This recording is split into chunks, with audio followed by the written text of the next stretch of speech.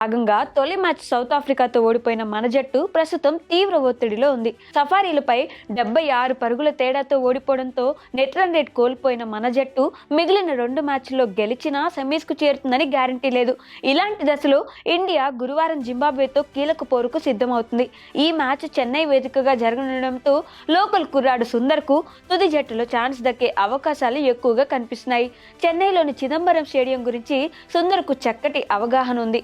ఇక్కడ పరిస్థితులు ఎలా ఉంటాయో, ఎలా బౌలింగ్ వేయాలో ఈ తమిళ స్టార్ కు బాగా తెలుసు. డొమెస్టిక్ క్రికెట్ ఆడుతూ పిచ్ పై పూర్తి పట్టు సాధించాడు. బ్యాటింగ్ లో కూడా సుందర్ కు ఇక్కడ అద్భుతమైన రికార్డ్స్ ఉన్నాయి. దీంతో చెన్నైలో జరగనున్న మ్యాచ్ కు సుందర్ ప్లేయింగ్ లెవెల్లో ఉండడం దాదాపు ఖరారైంది.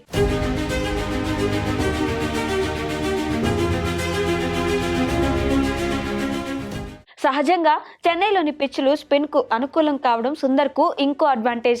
మరో లోకల్ స్టార్ స్పిన్నర్ వరుణ్ చక్రవర్తికి కూడా ఇది హోమ్ గ్రౌండ్. ప్రస్తుతం వరల్డ్ నెంబర్ 1 బౌలర్ గా టాప్ ఫామ్ లో ఉన్న వరుణ్ కు సుందర్ తోడైతే పసిక్కున్న జింబాబ్వేను చిత్తుగా ఓడించవచ్చు.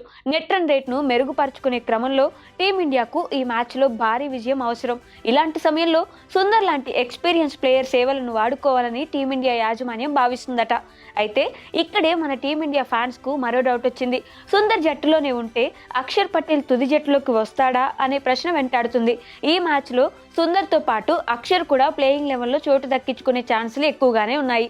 ఎందుకంటే చెన్నై పిచ్ స్పిన్ కు అనుకూలం. దీంతో రింకు సింగ్ లేదా హర్షదీప్ సింగుల్లో ఒకరిని తుది జట్టు నుంచి తప్పించవచ్చు.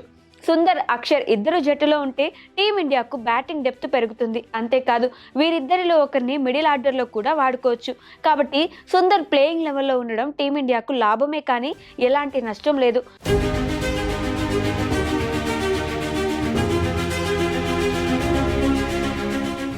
మరి జింబాబ్వేతో జరగబోయే మ్యాచ్లో ఒకవేళ ప్లేయింగ్ లెవెల్లో మరో ఛాన్స్ వస్తే సుందర్ ఈసారైనా సద్వినియోగం చేసుకుంటాడా లేదా మరోసారి విఫలమై జట్టుకు భారంగా మిగులుతాడా అనే విషయం రేపు మ్యాచ్లో తేలనుంది.